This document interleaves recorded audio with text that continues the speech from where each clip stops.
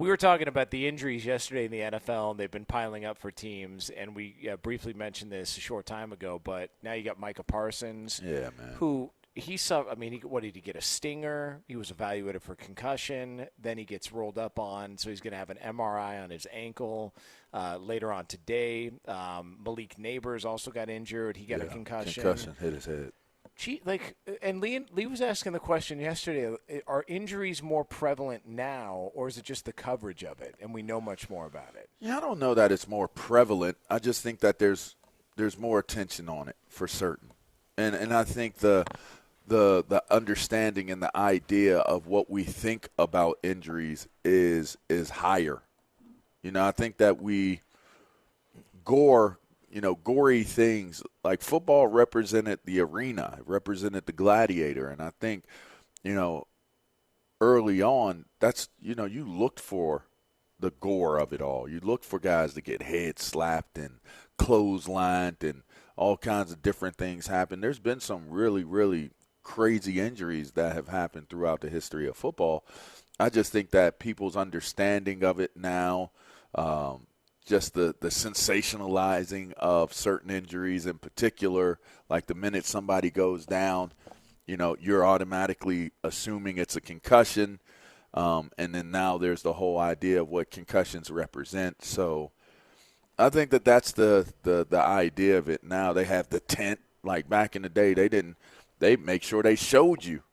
That was a part of the coverage, was showing that, like, look at them right there. They're giving the guys smelling salts and all kinds of stuff. You see him back out there on the field like 3-4 plays later.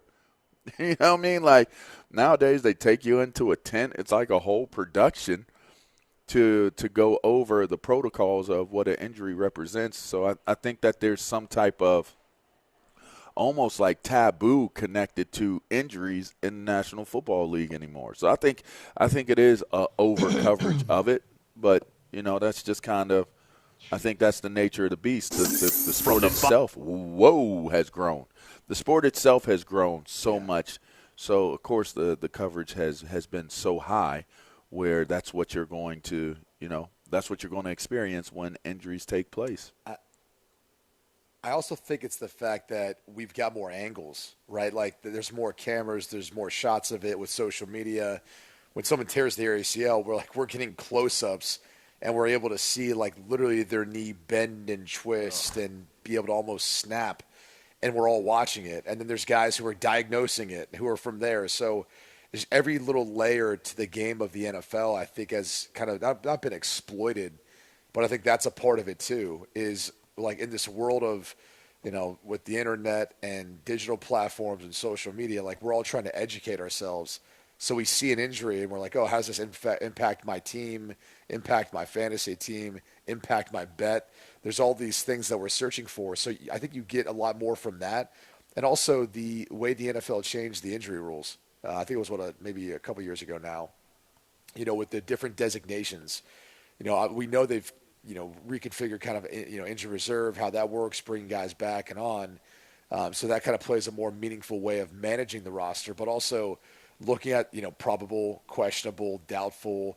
They've almost like kind of, eliminated some of the categories that were before, and now it's a little more vague going into it, where you see guys who are like kind of more, doubtful and questionable, which is supposed to be like a 50-50 shot of playing. And a lot of guys sometimes will fall under questionable. And that's how teams will kind of, hide guys or put them on the injury report so you don't really know if they're playing or not. So I just think it's almost become a little bit of a strategy, but it's also become a big piece of just all the information that you get from the NFL and from the internet and everything that's being provided to us. I wonder what you saying that, Q. It made me start thinking immediately. Maybe it's based upon the gambling aspect of it as well. Like you think about it, if you're getting that type of – Why do you look at me when you say that? Well, I don't know, because you like to base your – Go to the window, as they say? Sure. Is that what it is? Yeah, go to the window. And lose my money Damn. at the window. But maybe that's a part of it, though, right? Because the gambling aspect has become – and the fantasy football part of this, piece of this, has become such a big piece of the growth of the sport.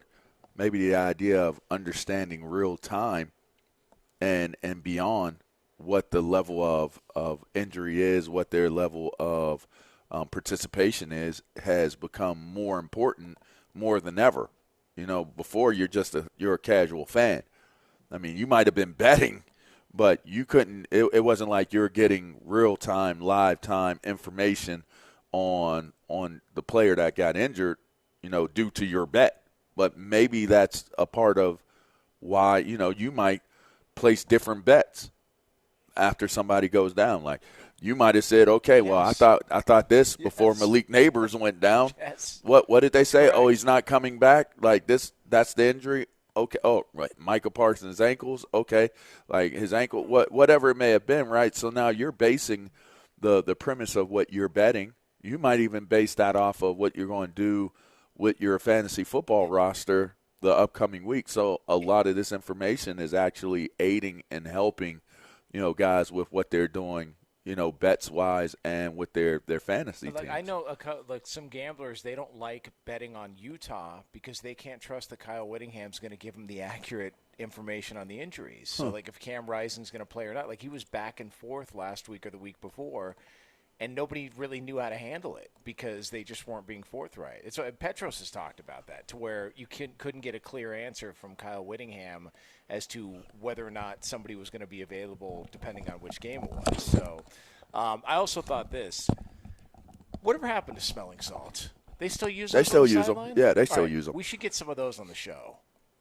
Have you ever used them? No. I want All it is like an ammonia cap, and you just crack the ammonia cap, and it just really puts a hole in your brain, but you feel good. Yeah.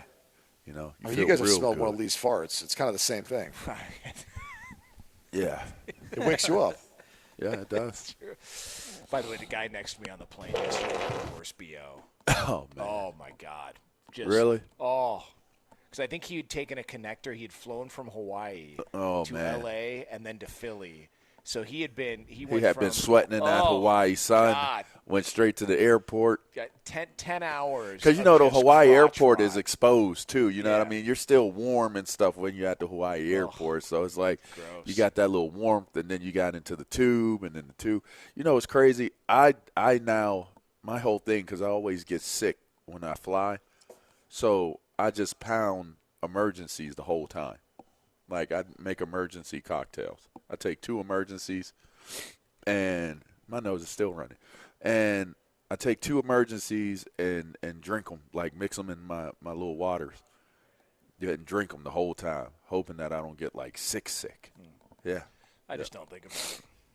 Is what it is. Is that what it is? Hashtag built different. Hashtag I need to blow my nose.